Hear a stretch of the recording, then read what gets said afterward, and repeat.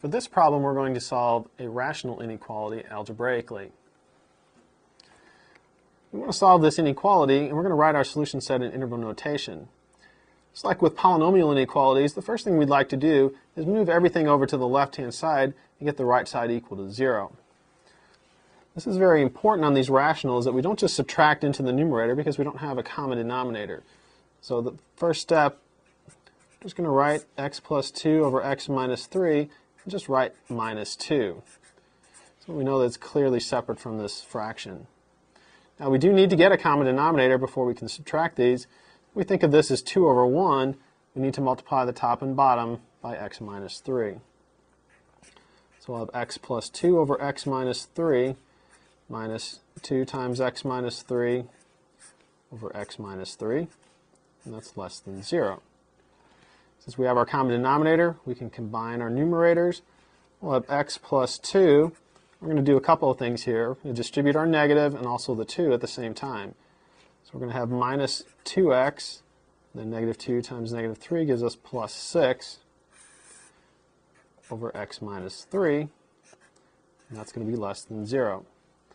I'm going to clean this up. X minus 2x gives us a negative x. 2 plus 6 is plus 8.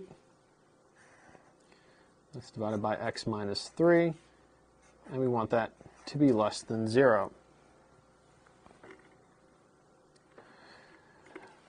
What we want to do next is determine where this expression on the left-hand side is equal to 0. If we call this expression f of x, we'll see that f of x is equal to 0, where the numerator is equal to 0, and so that's at x equal to 8. We also want to find out where this expression, or f of x on this side, is undefined. So we can say that f of x is undefined. That's going to be where the denominator is equal to 0, and in this case, that's at x equal to 3. We're now going to use a table and the breakpoints that we found to finish solving our inequality. We've got our function f of x is negative x plus 8 divided by x minus 3. We want that to be less than 0. And we're going to use the values x equal to 8 and x equal to 3 to break up the x-axis. We need to write down some intervals.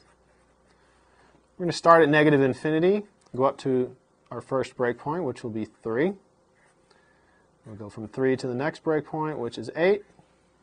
And we'll go from 8 to infinity.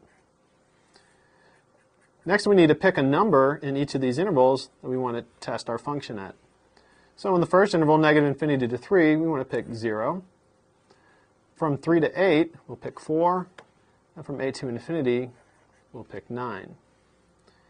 Now it's important to know you can pick any value inside each of these intervals, but you want to try to pick something close to the endpoints, something nice to work with. So we used integers, and 0 is a nice number to work with.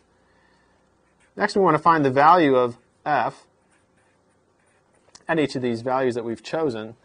If we plug in 0 into the function, we'll get negative 8/3. If we plug in 4 into the function, we'll get a value of 4.